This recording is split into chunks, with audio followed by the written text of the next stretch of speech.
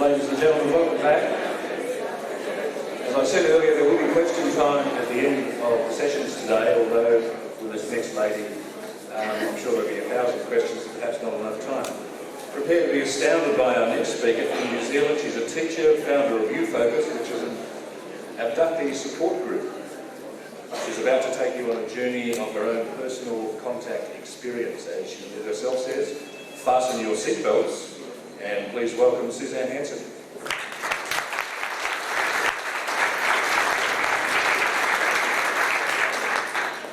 Good morning, everyone. Thank you very much. I'd like to thank Mary and the conference organisers for inviting me here. I've been feeling quite welcome since yesterday afternoon when Mary, Roger and a few of us went to a French cafe to have some afternoon tea. And there was some nice continental music playing. But within 2 minutes of us being there, they put on the theme music to X-Files. So we had no idea our reputation spread so far and wide. Today I'm going to describe to you a few of these experiences I recall of being taken aboard extraterrestrial craft. These experiences may sound incredible to some of you, and I can assure you that it took years for me to overcome my own fears and confusion concerning these contacts. However, similar contacts have been experienced by thousands of people worldwide. How these contacts affect each individual, how they react, what they do with their life thereafter, is dependent upon their ability to make some sense of the contacts, to come to terms with their reality, and then on how well they can integrate those experiences into their daily lives. The contacts are most definitely life-changing and transformative. This may be in relationships, health, careers. It touches all spectrums of your life. Whether these changes are ultimately advantageous or destructive seems to vary with each individual. It can depend on their attitude, their personal belief structure, or religious background, the strength of their relationships, their health, their understanding of the contacts, and perhaps most importantly, the level of support, understanding and acceptance they receive from others in their search for answers. I have never had hypnotherapy concerning these experiences, and at present I don't intend to, not because I'm against hypnotherapy, but because at present I'm content with my memories and what I consider to be their purity. Now, one of the general public whose concepts of such contacts are largely influenced by sci-fi movies, or often sensationalised, or one-sided media coverage. How do they view the topics of UFOs and contact with alien beings? So let's look at this quote from Arthur Schopenhauer, a psychologist. Every truth passes through 3 stages before it is recognised. In the first, it is ridiculed. Had that. In the second, it is opposed. I had that. In the third, it is regarded as self-evident. For over 50 years now, since Kenneth Arnold's much publicised sighting of a flying saucer in the USA, we've witnessed the first and the second with regard to UFO-related subjects. I believe we are now moving into the third stage as UFO proponents, information provided by abductees and experiencers, are receiving more support and confirmation from scientists, psychologists and other professionals than ever before, as well as confirmation from ex-military personnel. In general, public awareness of the topic has expanded, and I believe we are experiencing the 100th monkey effect, whereby when enough people reach a state of awareness, the balance tips and the subject suddenly becomes recognised and accepted by the majority, and a great advance in understanding or even evolution occurs for mankind. I believe we are on the brink of that now. As a result, perhaps we will eventually have more overt contact with these alien races. No doubt you are all familiar with the terms abductee, contactee and experiencer. From my perspective, here's a brief definition of them.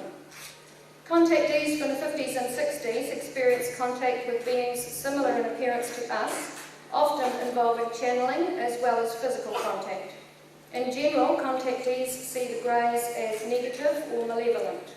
The term abductee sprang out of the 70s, following people's experiences with small, pale entities with large black eyes labelled the greys.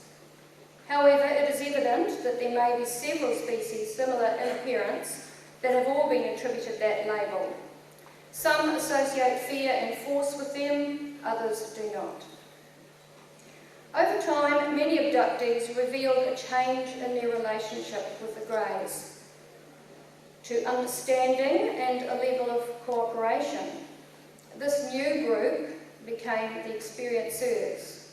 Added to this group are those who have had contact with others termed multidimensional beings and reptilians. This new division created a bit of a problem for researchers entrenched in negative views only of the greys. Emotions can sometimes run high when abductees and experiencers mingle, and I experienced this myself at a conference in the States when a woman from an abductee group actually tried to push me over as I approached the stage. I refer to myself as an experiencer. For the purpose of this speech in general, I will refer to abductees as experiencers also.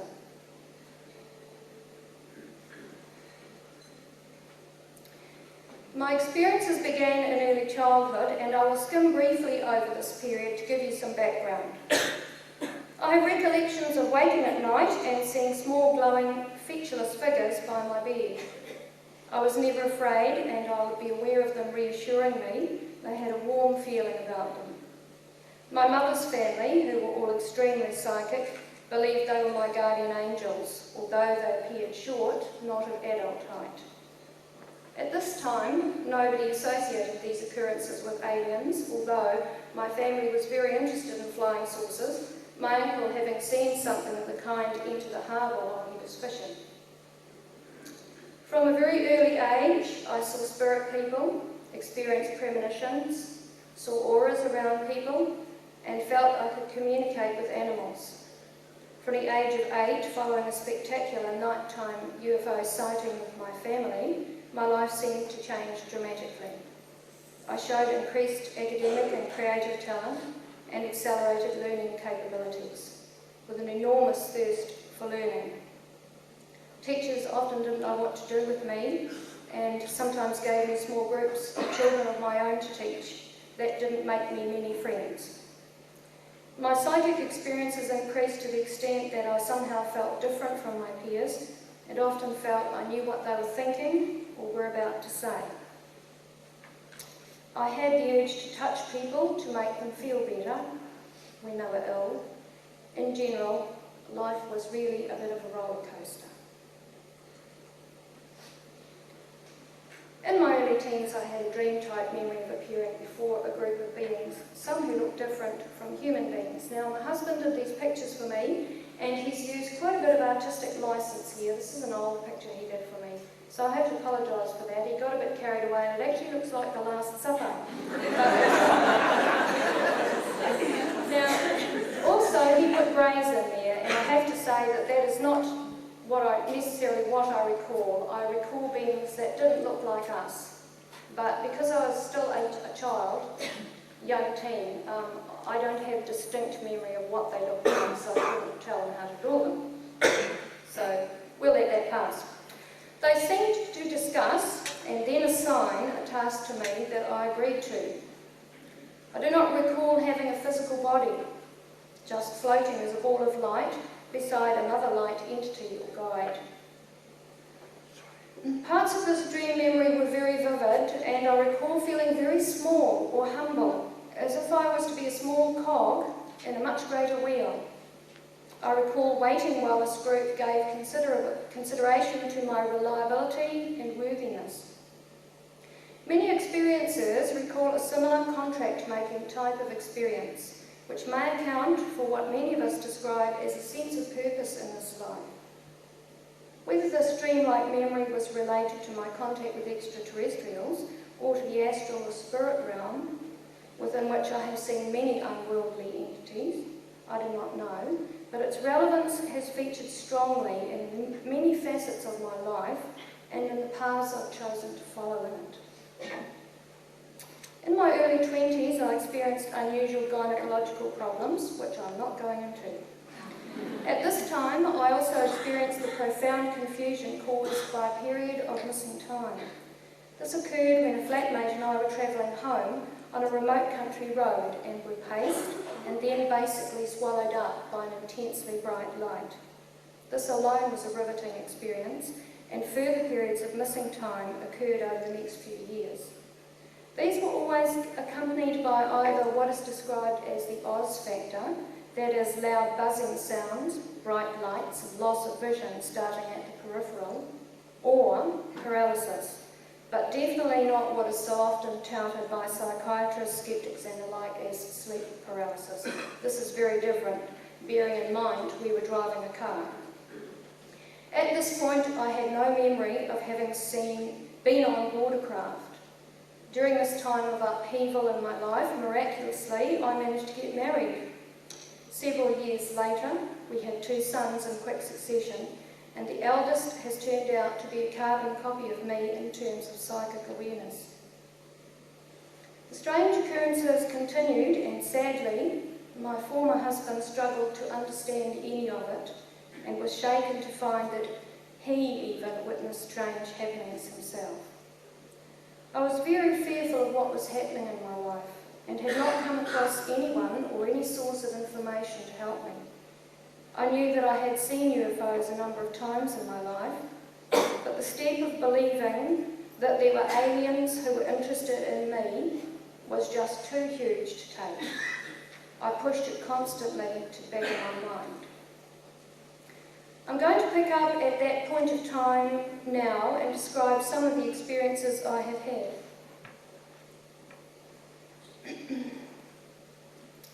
One evening in my home, I sensed a strong presence, and my former husband told me that it was probably just my imagination. That was a fairly classic line from him.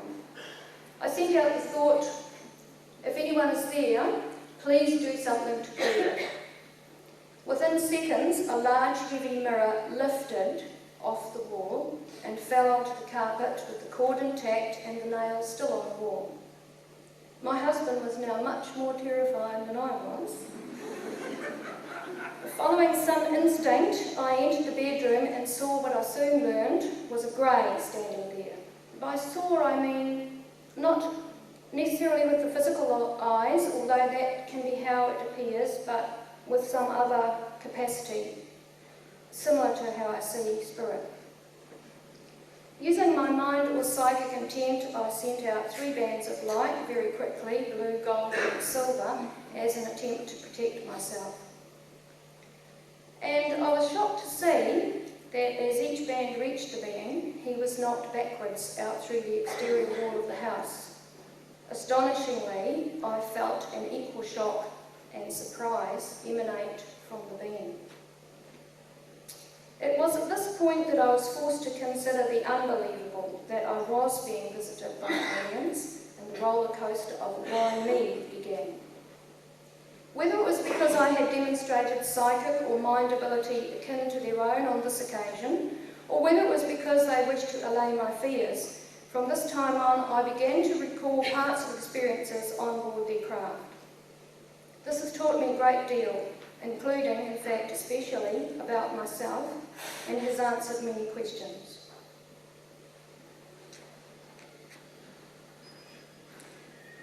And with this experience, I think the fear that I had been consumed with began to dissipate, or at least I began to remember the experiences, the kind that had undoubtedly been happening most of my life. I can liken this to those of you who are parents will know that at some stage when your kids get to be around teenagers, one day they suddenly say to you, "Don't talk to me like that, I'm an adult now." And the whole feeling between you and the child changes, and you have to start giving them a bit more in terms of respect or responsibility. And I guess that this is the sort of feeling that I had from this being over time was it was like he couldn't fool me anymore, so he might as well open up. Initially I was sometimes wake at night to see a group of 3 greys appear in a room. At other times, I would not recall this until morning. This formation was quite consistent, 1 in front and 2 behind. Often one of the rear beings would carry a red glowing object that had a tranquilizing effect. Over time, fuller memories began to emerge, sometimes in the form of quite shocking and sudden flashbacks, very disconcerting. At this stage, I began to connect these 3 beings with the 3 pale glowing figures I had seen by my bedside in early childhood. The knowledge that they had never felt threatening was somewhat reassuring to me, and I began to feel a desire to know what was going on, as opposed to just feeling in limbo and having no control. This is a drawing my husband's done of my impression of the being I have had ongoing contact with amongst the greys. Now, in order to do a picture like this, he had to sit by me, and I can tell you, the air was quite blue, while I gave instructions and he rubbed out, and I gave more instructions and he rubbed out. It went on for ages until I felt that he had captured my memories. Although they tend to all look similar, they are recognisable to me anyway by their emanation, or in other words, the personality projected in their physical energy field or their field of thought. We can all understand this. I'm sure you've all experienced what we term as good vibes or bad vibes from a person, similar to what Rick was talking about this morning. His form is pale, almost pearly translucent, smooth and delicate looking. His black eyes have a gelatinous appearance, and subtle shifting movements or shades can be seen within their form. Although facially expressionless by our standards, he emanates a wide range of emotions, once again from my perspective, which is an aspect of his species that I believe many abductees or experiencers often do not sense, possibly because of their overriding fear. Despite the bad publicity that the greys often get, I often felt loving feelings from him, almost brotherly, for want of a better description. He has great intelligence and precision. He's a product of genetic engineering with his own species to produce a smoother form, perhaps more acceptable to us. I believe his influence has been behind some major turning points and discoveries in my life. For example, 6 weeks before speaking at a conference in Auckland in 1997, I had the distinct thought that these beings had told me that one of them would appear with me on stage. Now, can you imagine? You get this thought and you think, no, that's crazy. Somehow I just couldn't believe it, but I told a close friend about it. During my speech, I became fleetingly aware of this being standing near me. Now, the audience wasn't screaming, pointing, and stampeding out of the back of the auditorium, so I figured that no one else could see him, and wondered if it was my imagination. However, after the speech, I was approached by an elderly lady who very reticently told me that she had seen a grey entity appear briefly on stage in exactly the spot that I had seen him. She was afraid that I would not believe her, and was quite shocked herself, but she felt compelled to tell me. I believe that this corroboration was brought to me by the Greys as a part of a process of enabling me to relate to them, and certainly that lady and I have remained friends. And on the video footage of the speech, you can actually see where I stop and pause and stare at a spot on the stage. Now, I'm going to take you on board now and describe to you what I can recall of a particular extensive on-board experience. I've selected out of the memories I have, like 3, 4, 5 different experiences, which I'm going to cover with a series of slides for each. I have no memory of actually being transported onto the craft, but I know that this craft was vast. I mean, massive. My memory on this occasion begins where I'm standing in an area of the craft with around 25 other humans. Using telepathy, a taller grey being indicates to 16 of us. We are asked to accompany 3 small greys along a curved corridor to another area of the craft. Nobody is in a switched off or trance-like state. We are all alert, relaxed and cooperating. That's a very, very clear memory. There is a sense of anticipation. I felt clear and focused, as I always do, on board their craft. I recall talking to a tall man walking beside me who had a really great sense of humour, and I had a feeling of familiarity with these other people and beings, and with the situation and the craft layout. Unlike the rooms or spaces on the craft, the corridor ahead was in darkness, but curiously, as we progressed along it, the very air around us seemed to light up so that we could see. However, no specific light source was visible. We entered a large white space, and we were each paired with a grey being. I recall being seated on something. I knew that I had worked with this being before. He was very familiar to me. He's the one in the drawing I showed you before. I liked him, and despite the fact that little emotion is evident on the grey's facial features, telepathically he conveyed a sense of humour. All communication was telepathic, and we were told that an information transfer would take place between our minds. This was no mean feat. I'm talking about a vast repository of information, what would be the equivalent of volumes of books on a particular subject. A sense of expectation was evident among the greys. The transfer required intense concentration for what seemed to me like only a relatively short time, but it may have been longer. As I stared at Grey's luminous black eyes, I recall seeing colours and images dancing across the surface of my own eyes as if they'd become a screen that I was looking at from inside my body, viewing it internally. Following the information transfer, we were given a test activity to complete. Now, this is quite common amongst abductees who report that they're confronted with a situation, and then their reactions or their ability to complete the task is observed. We were given this activity to complete to ascertain the extent to which we were able to access and utilise the vast amount of information transferred into our minds. Each person was given several plates.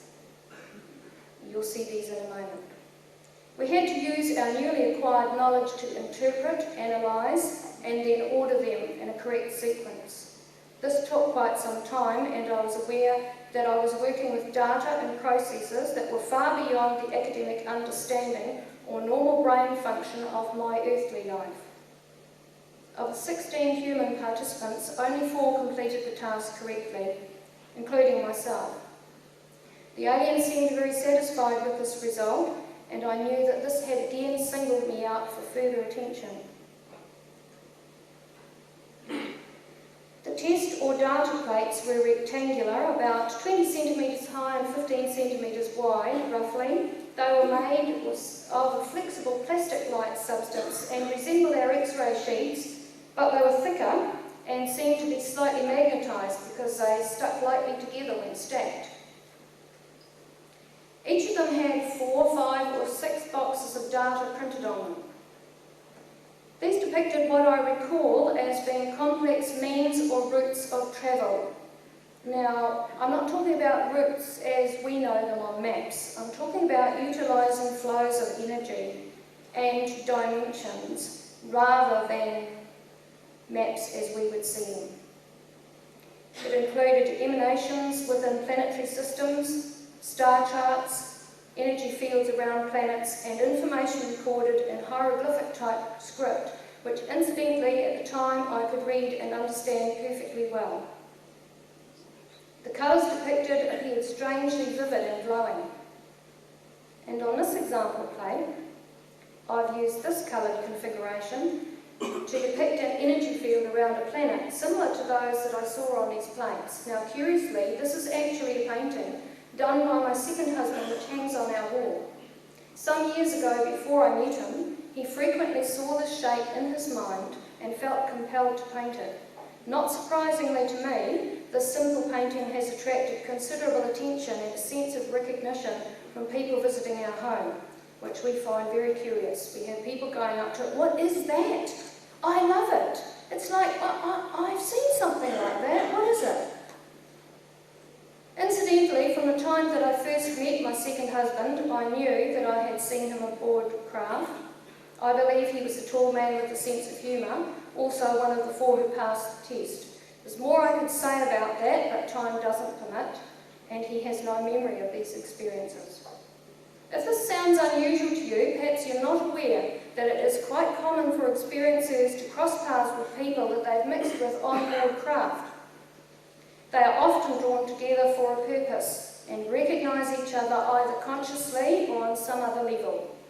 Mary Rodwell is one of these people. She doesn't have memory of seeing me on a craft, but before I went to speak in the States, I knew I was going to meet 2 women who would be important in my future and my purpose. Mary was one of them. I experienced this when I spoke at the conference in the States, where I also met an American woman with whom I had instant telepathy, and I felt strongly as if I knew her. We were both quite overcome with emotion at the manner in which we could communicate telepathically across a crowded lecture hall like this. It just fell automatically into place between us, like a natural instinct, as if we had been trained or taught to do it, which undoubtedly we had. She came in one day when I was sitting down the back with my husband. She walked down the centre aisle in the dark. She was late, she was looking for a seat. And I sent out, "We're back here, come and sit by us." She turned straight around, came back to the row we were in, pushed past all the people and said, "I heard you." Okay, following this test, one of the greys permitted me to take the plates to another area of the craft to be cleared. From my experiences, I recall at times being allowed to wander through various areas of these craft. I seem to instinctively know where not to go, and I believe this is indicative of a long association with them since early childhood. I eventually found myself standing in front of what appeared to be a window, with no visible edges or surround, just like a gap or rectangular hole.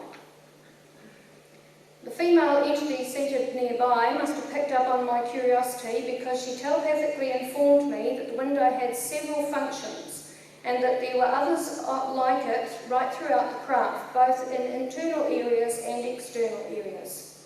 It could be a window from the inside, a wall or exterior surface of the craft from the outside, a one-way window, or a multifunction viewing screen.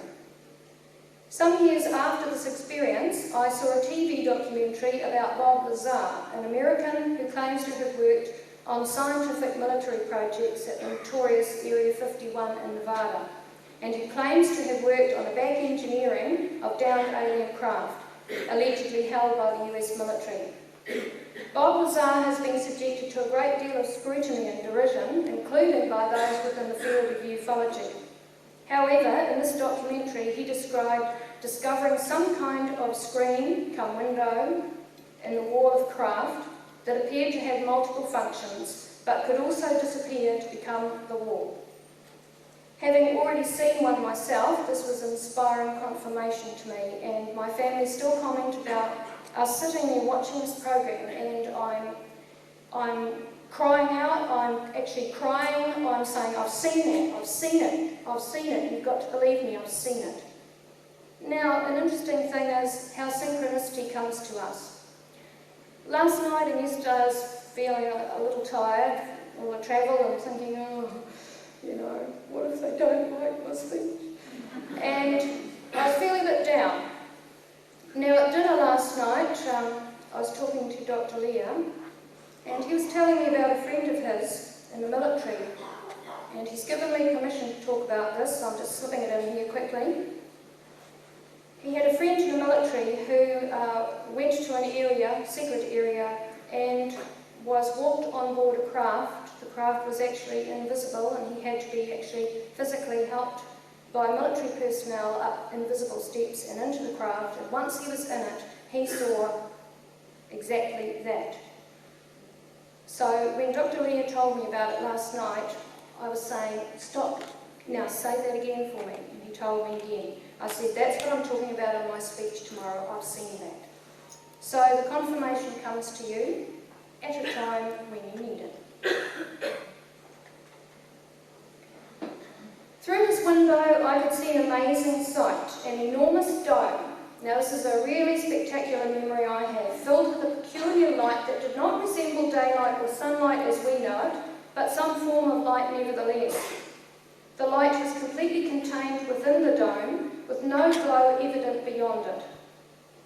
Inside the dome, interestingly, were greys, humans, or beings that looked like humans, the taller Nordics, who looked very much like us, and what I believe were alien-human hybrids. There was vegetation and seating.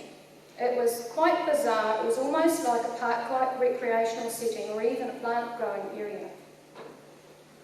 The dome was actually closer to the viewing screen than how my husband's drawn it here, but I got him to draw it in this way for the purpose of giving you some idea of the size of the structure.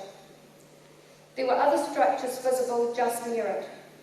I don't know if this dome was within the craft, in a massive area within the craft, or whether it was on the outer surface of it, but I got the impression that it was contained within a huge area.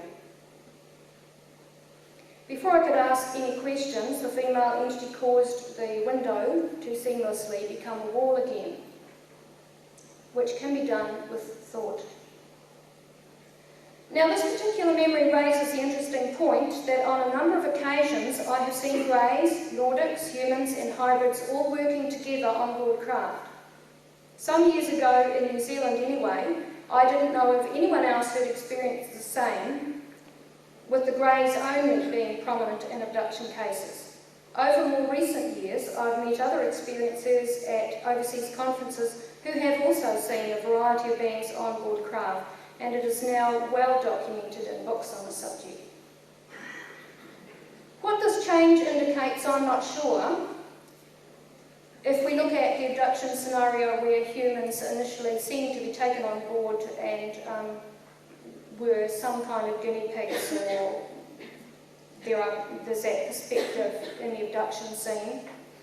But more latterly we've seen this change taking place whereby there are humans there helping out. So this seems to fly in the face of theories that the greys have a singular and independent agenda. Whatever unseen activities, agendas or cooperation may be taking place concerning our planet, perhaps the greys have performed only a part of it.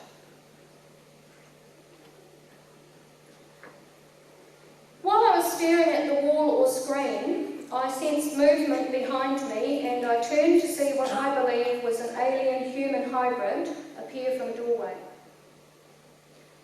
Although I sensed that he was quite young, to me his physical appearance and gait was like that of an aged arthritic person. He was noticeably stooped, with a small, light frame, with his oversized head held slightly forward on quite a long arching neck. He wore a white coat, another thing often reported, and black rubbery foot coverings, and had his back to me. I clearly recall thinking that I would like to speak to him, and I felt a sense of anticipation and absolute wonder, and I telepathically asked the female being if I could talk to him. Picking up on my thoughts, he turned to look me straight in the eye, and I believe that my husband has captured my memory perfectly for me here, like a moment in time. This was a poignant moment that I will never forget. His expression was haunting, it was intense, it was beautiful, it was powerful, it was intelligent. His presence was absolutely overwhelming. He had smooth, greyish lemon skin, with deep grooves across his forehead and wispy white hair. His nose and mouth, although small, were distinctly more pronounced than the greys, and the ears were almost non-existent. Most striking of all were his intensely blue eyes, huge and curving, with cat-like irises. The pupils were black and slit horizontally. Now, after my husband had done this drawing for me, a number of my friends looked at it and they said, "Oh, you got the eyes wrong." And I said, "Why?" And they said, "Well, that black bit should be going down." And I said, "But that's not what my memory is." And they said, no, it doesn't look right. The black bit should go down. So we can sometimes be swayed by people. And I said to my husband, "Well, Let's have a look at it with it going down. So he rubbed out and did again. No, could not leave it like that. It wasn't right, it wasn't my memory. So there it appears with them slit horizontally. That's how I recall it. A brief exchange took place between us in which he gave me a piece of advice that I've adhered to ever since concerning corroboration. Very important word. Any of you out there who have had experiences similar? Corroboration, always seeking answers, always seeking something that ties in. Then this being was gone through another doorway, an exceptionally powerful mind in such a slight body. The memory of this chance meeting continues to invoke strong emotional feelings within me, all tinged with sadness and a longing, an absolute longing to know more about him. Now I'm taking you back to this picture again because it's actually full of a lot of information. The female entity asked me to proceed to another area via what I call a light elevator. This all seemed familiar to me. This was a moving, glowing, flowing column of bluish light encased in a glass-like tube from floor to ceiling, extending up and down to other levels of the craft. The structure seemed to emit a faint humming sound. You stepped into it, and through some process of thought, combined with advanced alien physics or technology, I'm no scientist, you were transported instantly to your destination, where you then stepped out of the column. It takes some courage to step into a flawless structure, to be surrounded by what I can only describe as feeling like liquid light. Light being surrounded by a glue-like light is the only way I can verbalise it. I assumed that I was then on my way home because having alighted from this tube, I don't remember anything else of this particular experience. So we'll move on to another slide. Oops. Now, some of you who've read abduction books might look at this and say, okay, that guy's mind scanning her, and he's implanting something in her head. Well, listen to what I have to say about it. There have been a number of times when these beings have clearly attempted to help me out in situations, like my conversation with Dr. Leah last night. About 10 years ago, before I had ever spoken publicly on these topics, I was asked to do a radio interview by telephone. I refused, because I didn't feel up to that, but after some considerable pressure, both from the local UFO group and the network, I agreed. A week before the interview, I recall 3 greys entering the bedroom where I was sleeping on my own. They seemed to try to warn me against doing something, or something harmful or unpleasant would happen to me. I recall a sense of frustration conveyed by the lead grey as I would not listen to them and resisted his attempts to project pictures into my mind. And I clearly recall not wishing to make contact with his eyes. I clearly recall turning my head to one side, and using the power of his mind alone, he managed to physically bring my head back up again, and I fought it and put it back down again. In the morning, I didn't relate any of this to the radio interview at all, and was quite fearful of what the Greys' visit meant, and mistakenly felt quite threatened by them, and wondered about, were they threatening me in some way? The day of the interview arrived, and I nervously recounted an experience of missing time on air. I expected to be asked meaningful questions, but instead the interviewer ridiculed me and then cut me off. This had a huge impact on me. If you can imagine that you have struggled with a very controversial situation, sometimes frightening and confusing for a long time, and you finally bake up the courage to talk about it with the line of thinking that people should know, or there may be other people experiencing the same, and you are publicly ridiculed and cut off. I was very angry, I was very hurt, I was very upset, very confused. I was upset that sensationalism and scepticism were considered an appropriate approach to this subject, having totally excluded any intelligent dialogue. I was so angry, in fact, that I became quite ill for several days and took to my bed. It was only then that I suddenly recalled the visit from the Greys and related it to what had happened. They must have known that I wasn't ready to face such hostility and had attempted to warn me of the outcome, without interfering with my will, which they could have done if they had chosen to. He used his power to bring my head up, to focus in my eyes, and he wanted to put, I believe, into my head pictures of me being ridiculed on the radio, so that I would understand, but I didn't allow him to do that. It also shows to me that assertions made by some researchers that the Greys are secretive and do not wish us to know of their presence or agenda are not necessarily correct. I did not attempt to speak on these subjects again until I felt stronger and more confident in myself, and they have not attempted to prevent me from speaking at any time since. Okay, now here we're going to go on to something a bit different. This might stretch you even more than the Greys. My contacts have not only been with the species known as the Greys. Like some abductees and experiencers, I have also had contact with beings that look similar to us and have some distinctly Nordic looks. Experiencers have seen these people in association with the Greys, and there is speculation that they may be hybrids of some kind or an entirely different group. Even people have said a time-travelling future version of ourselves. In 1989, whilst lying on my bed one afternoon, I saw a shimmering column of colours appear in the room. To my shock and surprise, I could see a man within this light, sitting in front of a panel of instruments. He appeared tall, slim and long-limbed with brown hair and eyes. Telepathically, he stated three things: that he was attuned to my psychic awareness of other dimensions, that they desired closer contact with me, and that I would meet him again. Then he and the column of light were gone. I had no explanation for this strange and unsettling occurrence, but speculated that it was a spirit connection such as I had not experienced before. Several weeks later, when my children were watching a new animated futuristic program on TV called Gem, I saw and heard for the first time a description of a hologram. I was startled to see that it was closely akin to what I'd seen in my bedroom. I believe it is no coincidence that answers to our questions come to us eventually in one form or another. However, I didn't give it much further thought, as my father died soon after that, and I had many other things to focus on. Some months later, however, I experienced being aboard a small craft with the same male, three other males, and a female.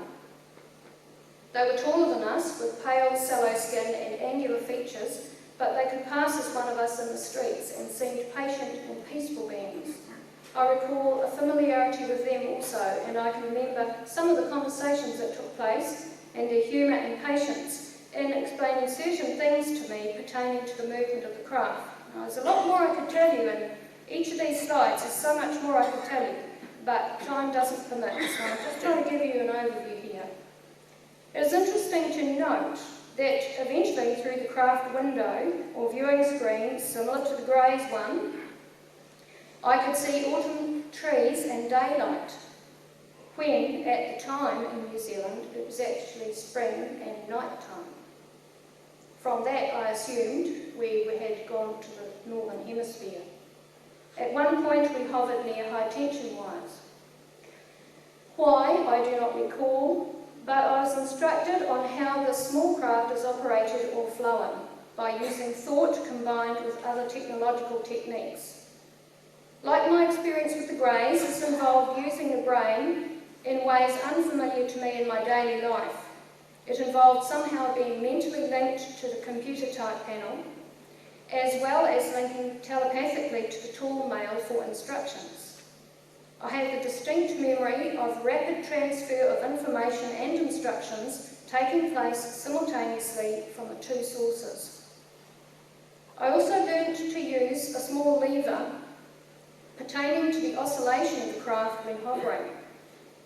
It was a manual lever to be used at certain times and for certain reasons within the Earth's atmosphere. And you can see that in my right hand there. This instruction was very intense, and I recall the craft contour flying over landscape and stopping frequently. I know that I was given a great deal of information at this time, including about my own future, but I cannot recall any of it in detail. Many experiencers and abductees are aware of literally having their minds stuffed with information that afterwards they're unable to bring to conscious mind.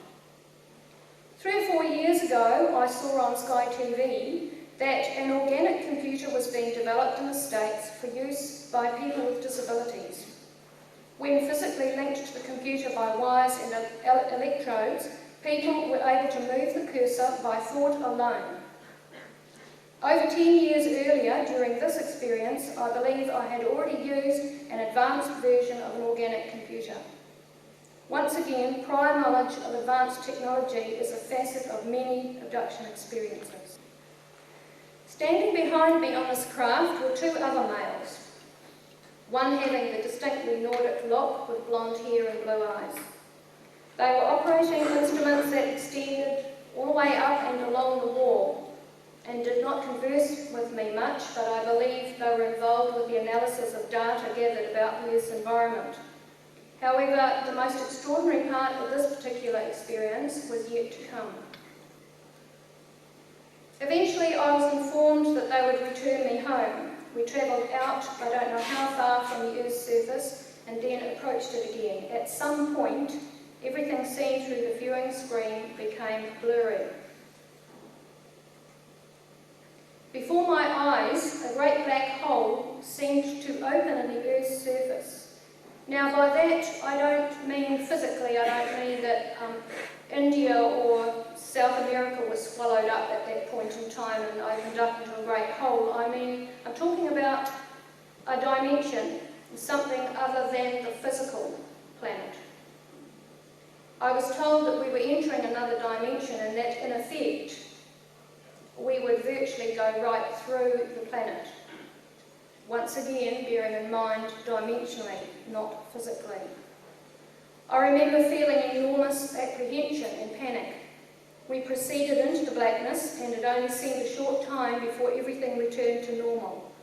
The craft was now on the dark side of the planet, and apart from making some kind of brief, intense eye contact with the man and woman, I remember nothing further from this particular incident.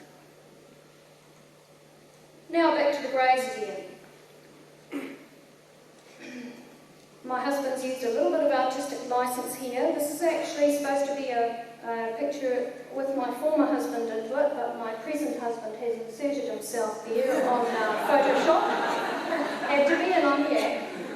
And the child next to him representing my oldest son is actually my youngest stepdaughter. On one occasion, I recall the Greys having come during the night to take me and my former husband and eldest son on board. They must have had some difficulty getting me to accompany them, and I recall a telepathic conversation that took place. My husband and son appeared to be in a trance-like altered state, whilst I clearly was not, and I expressed concern to the Greys that my youngest son would be left alone in the house, and I didn't wish to go. I distinctly recall the lead Grey saying, "He will not wake." I said, "But what if he does?" And they replied, "We will ensure that he does not." However, eventually they agreed to leave a Grey to watch over him. Only then would I go with them. Now, there's a radio announcer and investigative journalist in New Zealand who's a New Yorker, and I know him quite well, and he's made endless jokes about this, my cosmic babysitter. I recall walking a short distance from the house, then being floated over water and into the craft in a shaft of intensely bright light. Now, I'll just talk about that for a second. Where I'm being floated into the craft, the light is coming from the interior of the craft. That is somewhat different from other lights I have experienced that seem to come right through, down from a craft, through a wall and elevate you up. That is similar to what I referred to before as like liquid gluey light, and I have actually seen the light coming down from a craft, and it actually appears to fall. If we put a spotlight on, That shaft goes out, it has a beginning and it dissipates out into the distance somewhere, doesn't it? Well, what I'm talking about is light that seems to fall to a point and stop and raise back up, quite distinct. I recalled no more of this experience than being taken on board with my eldest son and husband. My husband scoffed at my memories and insisted that I'd been dreaming. Now, I don't hold that against my former husband. It must have been a very difficult time for him when I was, shall we say, acclimatising to this. However, 2 weeks later, after this incident, a friend of mine visited and told me about a strange discovery made locally that was creating quite a stir in our small community. We lived out of the city near a harbour beach, and at low tide, locals had found 3 large circles in the mud just offshore from the end of a short road near our house called Beach Grove. The circles, each just over a metre in diameter, formed a perfect triangle. The mud and sand was sucked up slightly in the middle of each circle, forming a low circular mound. The mud was baked hard and could not be chipped. I believe the craft landed there on tripod feet, just offshore, to take us on board. No other explanation seemed logical to me, and all the locals were stumped as to what could have caused it. And of course, I didn't tell them my thoughts on it. I recently made further inquiries about this finding for inclusion in the book that I'm completing, and I haven't been able to track down anyone who photographed the circles, but I have written descriptions from several people who saw them. On one occasion, my eldest son and I were taken on board. We awoke, so to speak, and were lying in a small cubicle. Attached seamlessly to the walls were 2 shelf-like beds. Although they appeared thin and hard, they were comfortable to lie on, as if moulding to your shape. Although slightly disoriented, we spoke briefly and felt familiar with the surroundings again and the situation, as if we knew what was going to happen. It had happened before. I knew that we were in a corridor of cubicles, each housing a parent and a child. I could hear a distressed child in a nearby cubicle and decided to go to reassure them. And as I passed through the doorway, that entranceway there that did not have a door, it must have triggered some warning system. Whether I've got an implant, whether there was a beam or something across the door, I don't know, but a grey approached from down the corridor. Telepathically, I told him what I wished to do, and he responded that that was all right. Eventually, the children were taken to one part of the craft, and all the adults to another. And I recall being in a room with hybrid children, small, pale, and delicate, and that particular memory is a little vague. I seem to recall that we were attempting to play with them, but getting a response was very difficult. At some stage, a taller grey communicated with me concerning my own children, and this brief rapport was a real revelation to me. He told me that they were very pleased with how my eldest son had developed. He stated that they had been successful in developing high intelligence and psychic capabilities, and noted the humanitarian, spiritual, and other positive aspects of his personality. During this, he referred to my son Tony several times as our child. I responded emphatically that he was my child. I sensed a moment of perplexity in him, that emanation coming off the body, this moment of perplexity, following by a feeling of condescension, like when an adult wants to point out something to a child without making them feel inferior, you know what I mean? And then he responded quite gently by saying, "But you are our child also." He then went on to say that they had made similar alterations to my youngest son, which had not been quite as successful. They stated that I would, however, and these are his exact words, see us in his physical. He also communicated to me that I had 3 hybrid children who were being raised on board craft, and I believe these were the ones I had been attempting to play with on occasions. I felt shocked and remembered little else from this episode, other than being vaguely aware of returning to the cubicle in readiness to be taken home. The concept that my children and I had somehow been genetically altered by these alien beings took some getting used to. My emotions ranged from horror to curiosity. However, this insight explained for me many of the strange occurrences that surrounded my pregnancy with Tony, his birth, and his extraordinary childhood, and also many of the similar occurrences in my own childhood. I didn't tell a soul about this experience apart from my mother, for fear of ridicule. I felt very alone, as I had not met anyone in New Zealand at that stage who had experienced anything similar. It was not until several years later, when abduction books first started reaching New Zealand, that I read of others who had also experienced the birth of an extraordinary child.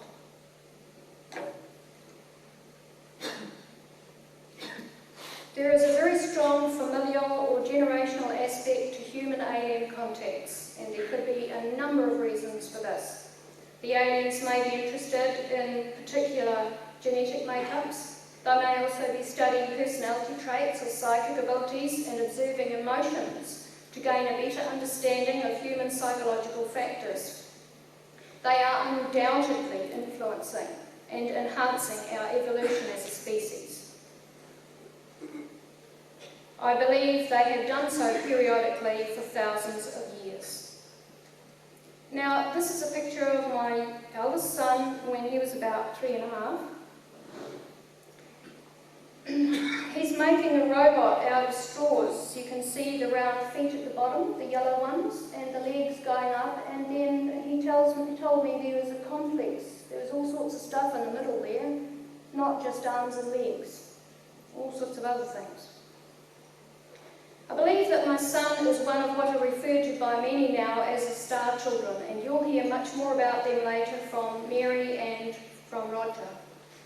I had an unusual pregnancy and caesarean birth with Tony involving a lot of medical problems. Strange phenomena occurred at the time of his conception and in the weeks surrounding his birth, including spirit contacts, unusual occurrences with birds and animals, and balls of light appearing in the room.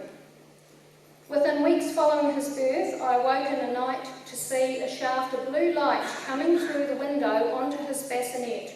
He was awake and waving his arms, looking upwards. Suddenly, and strangely for a new mother, I had the urge to lie back down and remembered no more until morning. I believe they were checking on him. I'm just going to add a bit in there. People were fascinated by this child when he was little, when he was a baby. He would lie in his bassinet and later in his cot before he had language. And he would appear to be communicating with someone unseen in the room. And we all hear babies, they babble and they gurgle and they make noises, and as time goes by, it can develop into a language pattern, which I'm well aware of at being a teacher.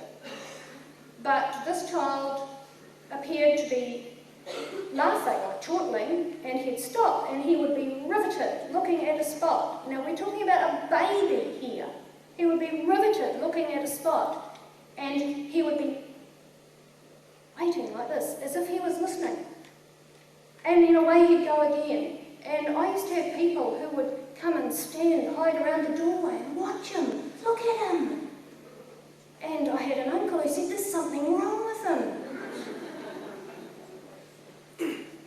Tony developed advanced language very early and had an exceptional memory and logic, memorising whole storybooks. That was really impressive, and completing complex puzzles. He could converse about things normally beyond a child's understanding. By 5 years of age, he described auras and spirit people, and saw phenomena with me that were not visible to my former husband or other son.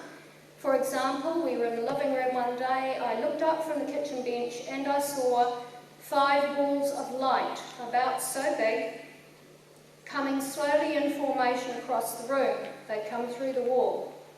There were 3 yellow and 2 green. Now the only thing I said to my family was, hey, there's some balls of light in the room. Now Tony, who was 4 at the time, looked up, looked straight at them. My husband, another son, was going, where? And he looked straight at them and said the same thing, 3 yellow, 2 green, yes mum.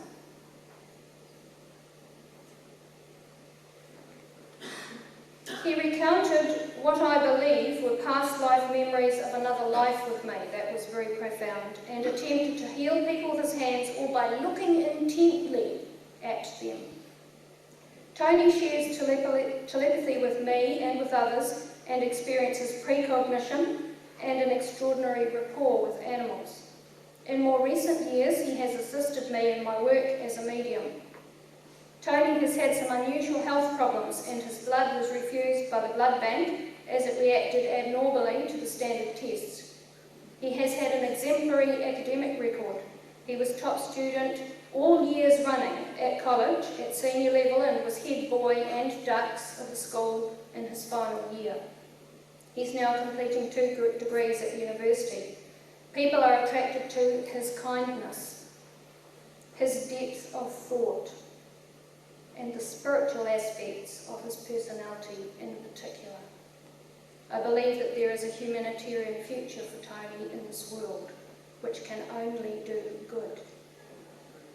From research into abductees' experiences and observations, we can see there is evidence of genetic alterations of humans, creating a new human, star children, indigo kids, or what may be called human-alien hybrids.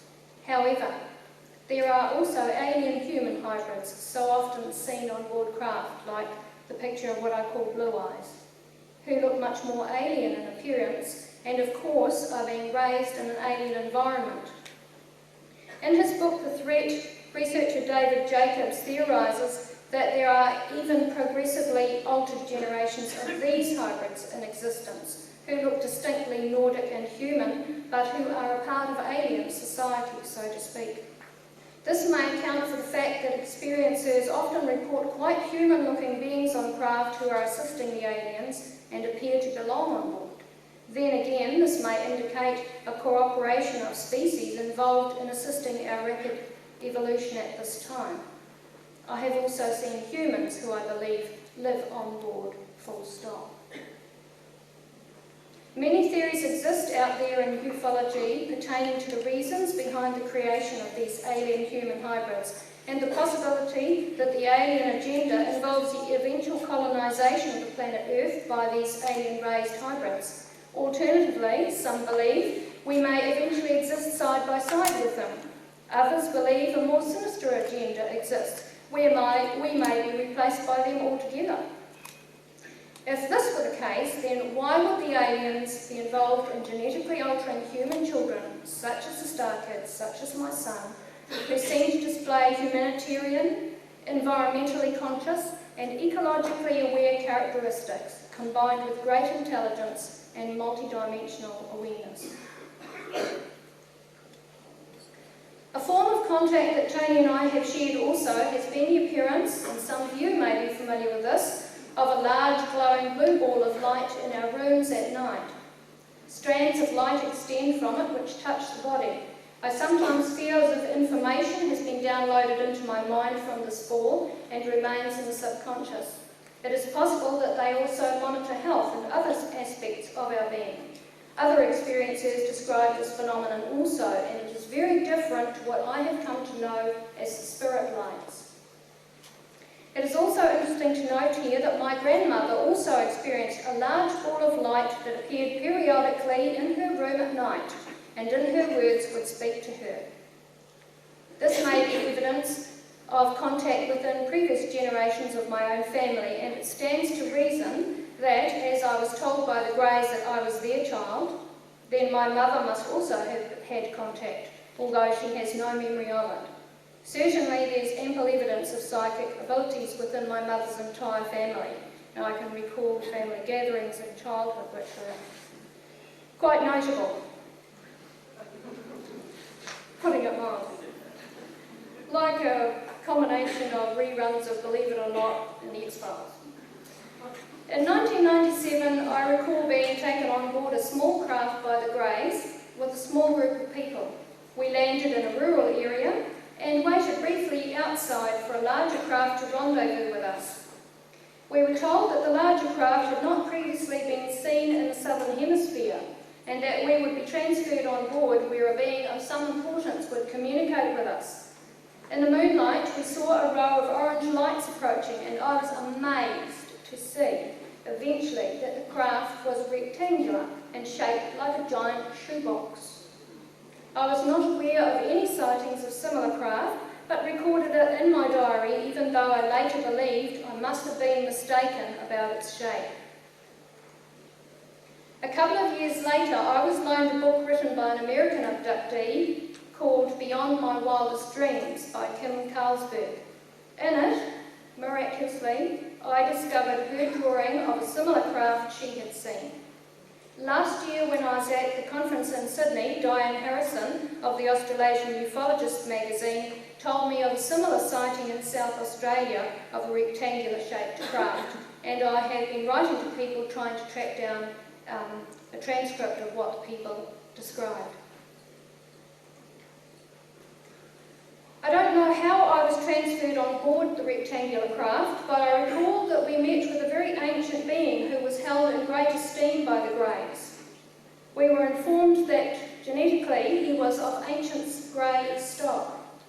His form was more wrinkled, his eyes were not as black, and he had more visible layers of colour within them. Rather like, if you set a jelly and you, sometimes when you've got a kid's party, you might put pictures in the bottom, more jelly, something and more jelly, something and more jelly, and you can look down into it, you know what I mean? Something of that kind. His skull bulged more along the sides of the head than the more recent generations of his species. He conveyed information to us about the energies emanating from plants, and how we can obtain temporary sustenance from this for the human body in order to survive. Now, this is a really fascinating thing for me, and I would like very much to have in the conscious mind all the information that he gave to us, but I can only recall the surface details. This sustenance was obtained, shall we say, psychically, using our etheric body, and was then transferred to the physical body. This concept and the ability to form it goes far beyond the New Age love of tree hugging, and involved using our brain or mind and multidimensional being in a way not yet realised by mankind. I do not recall all that I was told, but I feel sure that it will rise to consciousness at some time in the future. Now, I'm going to touch briefly on scare tactics. Many people who speak publicly on controversial topics are subjected to scare tactics from unknown sources in an attempt to silence them, and I was hugely amused listening to Rex Gilroy last year in Sydney. I was down the back cracking up, and he was describing some of the things he's been subjected to, and it was so similar to me, and I loved the way that he conveyed it. I've experienced this in the form of anonymous phone calls that continued for 1.5 years. Non-stop, several times a day, several days a week. Then the pattern would change several times a night, several nights a week. Then the pattern would change, and at the same time we were being watched by 2 men in a white car, and I recall on one occasion my son running frantically down the paddocks because he saw the car come up over the hill and stop, and it was watching us. Why? You know, isn't it ridiculous? I don't feel I'm a threat to anyone. My son ran down the paddock trying to get the number of the car, and they saw him coming, and they just backed over the hill. We had this kind of harassment, pulling up in the driveway in the middle of the night. My kids is crying, screaming, there's someone out there, my mum's scared, what are we going to do? Really nasty stuff, and this was prior to speaking at my first conference in Auckland and after. Neighbours have seen our place being watched by men in these cars. We've had our home entered on 3 occasions prior to me speaking at conferences, and objects have been removed from the house to indicate to me that someone has been there and can enter my home at will. When I spoke in Auckland, Wendell Stevens, a very well-known researcher in the States, sent his like a minder down to talk to me, and then had a very long conversation with me for about an hour and a half afterwards on the phone. And he said, "You know things, and you are in danger. You must write a book. Go public, fast." Well, because of various things that have been happening in my own life with my children, I haven't quite finished that yet. I'm trying. On my first trip to a Sydney conference, I was singled out and questioned at the airport. I couldn't access my bank accounts as a mysterious block had been placed on withdrawals. Someone out there must think that my experiences are worth the effort of intimidation and monitoring. So where is all this leading us? I believe that the abduction experiencer scenario has become a springboard for new examinations of consciousness and technology. It has prompted new outlooks on evolution, history, science, psychology, cultural beliefs, mythology, spirituality, and our possible long-time planetary experiences with aliens. Throughout all of this, abductees and experiencers have had to face some harsh realities, both from aliens and, might I add, from humans. For many of us, life has vacillated between periods of public interest and public derision.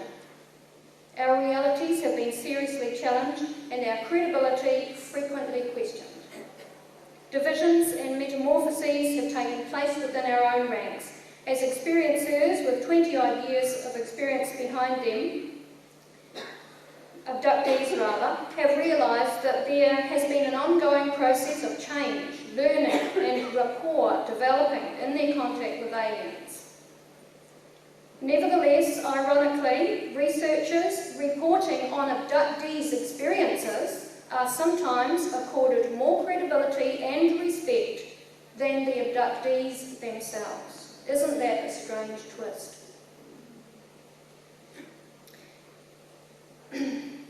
All in all, I would not wish to change the sometimes traumatic and challenging, sometimes wondrous and rewarding path of alien contact that I have walked in this life so far. We simply do not know what the future may hold. We can speculate, but we do not know. But our best chance of survival and progress in our world of human chaos and uncertainty is to walk towards that future always with an open mind. I wish you all well on your journeys in life. Thank you very much.